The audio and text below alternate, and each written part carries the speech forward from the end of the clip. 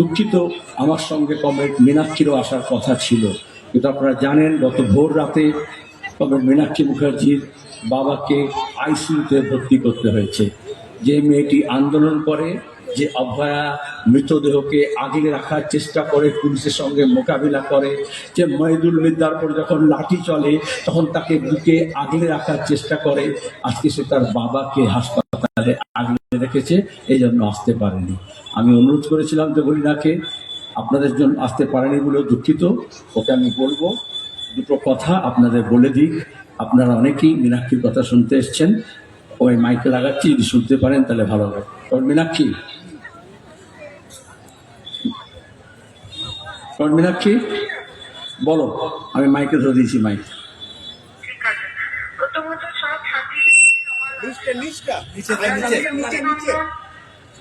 যে আপনারা যে জনগণের অফিস, আমাদের পার্টির লাল ঝান্ডার অফিস, আজকে আবার সেখানে মানুষের অফিসে পরিণত করার জন্য, মানুষের জন্য জায়গা করে দিয়েছেন, তার জন্য সব সাথীদেরকে লাল সেলাম।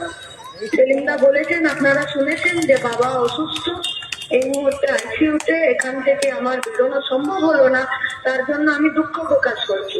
আমাদের অভিভাবক সম নেতৃত্ব, যার সংসদের ভেতর থেকে শুরু করে রাস্তা পর্যন্ত লড়াইয়ের অভিজ্ঞতা এবং লড়াইয়ের জেদ আছেন, তিনি আমাদের পার্টির রাজ্য সম্পাদক কমরেড মোহাম্মদ সেলিম ওখানে আছেন। তিনি বলবেন, আমার আপনাদের কাছে অনুরোধ, আপনারা তার কথা শুনুন এবং আগামী দিনের লড়াইয়ের বুথ থেকে শুরু করে বিধানসভা পর্যন্ত এই লড়াইয়ের বার্তা যাতে আমরা প্রত্যেকটা ঘরে নিয়ে যেতে পারি এবং তার কথা যাতে উপলব্ধি করে নিজেদের জায়গায় ফিরতে পারি।